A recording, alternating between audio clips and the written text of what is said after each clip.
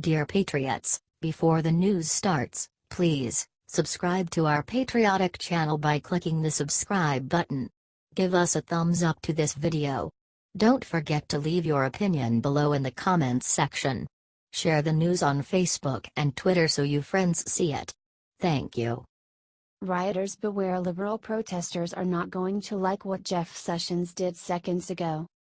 Jeff Sessions just sent a clear message to the anti-fascist violent protesters at the event in Charlottesville. The Trump Department of Justice has now requested information about the users of the anti-Trump website called Disrupt20. The web host, DreamHost, says they will not comply with the request to hand over 1.3 million IP addresses of these anti-fascist, neo-socialists. The Disrupt20 website helped organize the very violent mobs in DC during the inauguration. Jeff Sessions is working to keep his job. DreamHost is claiming that complying with the request will be going too far. They say it would be the equivalent of handing over 1.3 million visitor IP addresses, their information, email content and photos of the visitors to the website, says The Hill.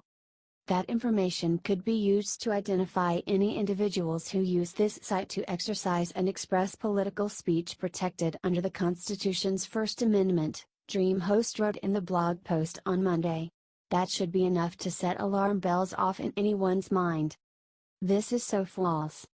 The site is being used to recruit violent rioters and their destructive attacks on cities. Jeff Sessions is taking a stand and shutting down the violence that has erupted across America. Whoo damn. These protesters are gonna get what's coming to them. Share this millions of times on social media so that these violent miscreants can go running home to their mother's basement in fear. They fought the law and the law is about to win.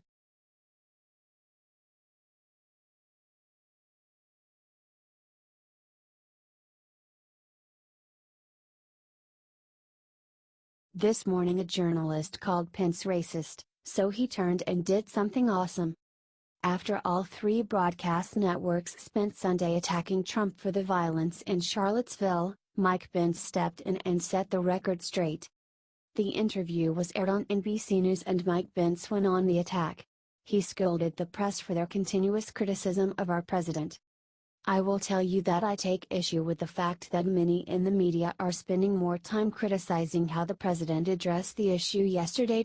Many in the media have spent an awful lot of time focusing on what the president said and criticisms of what the president said, instead of criticizing those who brought that hatred and violence to the streets of Charlottesville, Virginia. That's about as real as you can make it. Share this if you think that president did an amazing job managing the another violent crisis in a democratic city. Thanks for reading. There is evil afoot and we need to keep fighting to stop it from consuming our great country.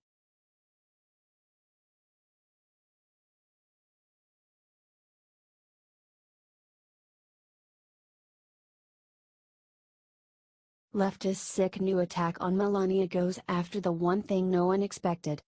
Do you ever just get tired of leftists being mean? This one really takes the cake though, folks, so I hope y'all are sitting down.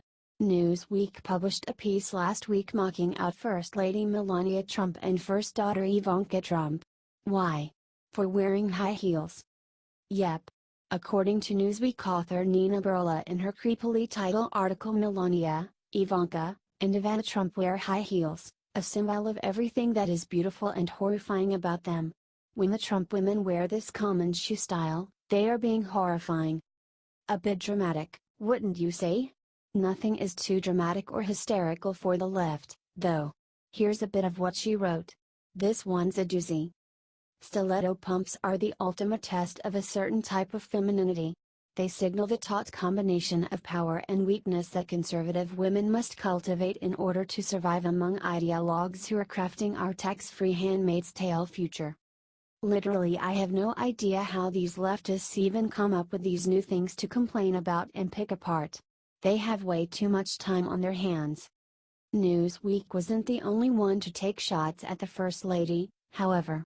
Forbes put out an article saying Melania is fashionable but could never be a fashion icon like Michelle Obama, saying, Trump is gorgeous like an actress at the Oscars, with a dash of Real Housewife thrown in.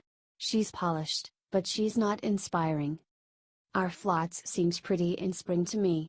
Melania is a former model and a huge fan of fashion, and she looks great. Let's face it, no matter what the Trump women do, the left will complain. They can't even wear heels without them complaining. So much for being pro-women. Do you think Melania is a fashionable first lady? Share this out to show Melania we have her back. HT Fox News, Forbes.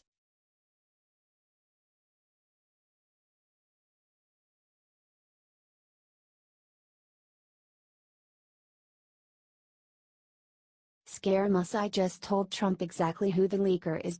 And they're hiding in plain sight. Former White House Communications Director Anthony Scaramucci got on The Late Show with Stephen Colbert Monday night and claimed senior strategist Stephen Bannon is a White House leaker. The mooch worked at the White House for approximately 9 days before being ousted after he was caught giving an expletive-filled rant in which he accused Chief of Staff Reince Priebus of leaking. Priebus was replaced by General John Kelly shortly after. With Priebus gone, Colbert asked who else could be leaking from the White House, saying, "Is it Steve Bannon?" Scaramucci replied, "Well, I've said that. Listen, I've been pretty open about that." Colbert asked again, "Is Steve Bannon a leaker?" Scaramucci again replied, "I said he was.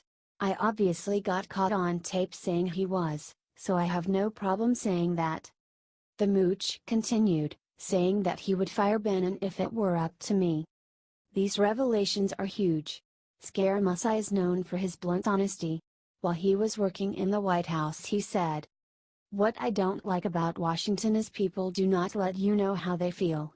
They're very nice to your face, and then they take a shiv or machete and they stab it in your back. I don't like it. I'm a Wall Street guy, and I'm more of a front-stabbing person."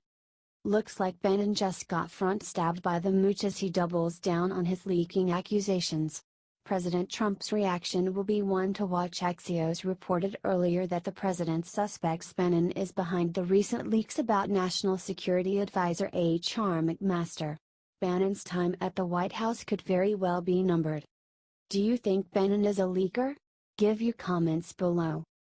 HT The Hill.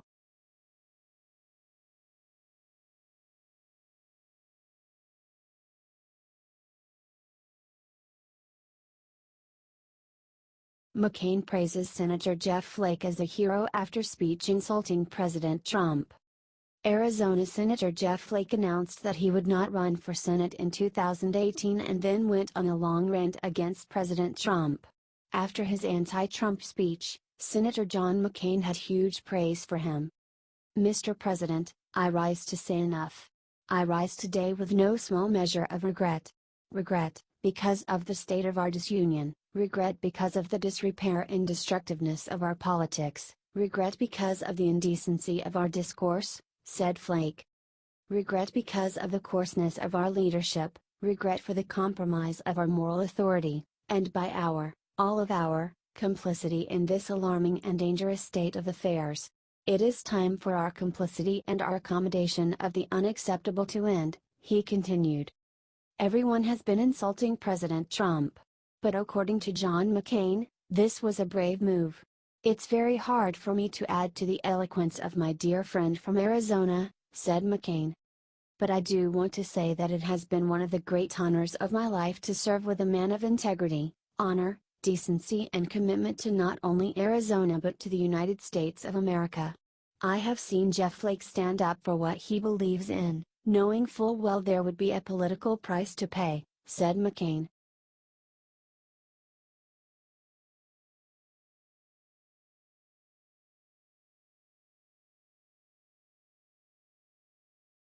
CNN's Tapper compares President Trump and Joseph McCarthy. There is something similar.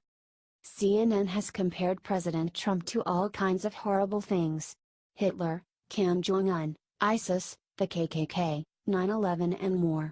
However, this time Jake Tapper didn't even give a reason for his crazy comparison. According to him, President Trump is just like Joe McCarthy because of something. "I've been reading a lot about the 50s lately. And there was a period, you know, Joe McCarthy started in the late 40s, his crusade of indecency and smears and lies. And you know, President Trump and Joe McCarthy are very different historical figures, but there is something similar, said Tapper during an interview with Stephen Colbert. They say, history doesn't repeat itself, but it rhymes. And when you read about that era, Joe McCarthy was doing indecent things and lying, for years and years, with Republican senators, and Democrats, not saying anything.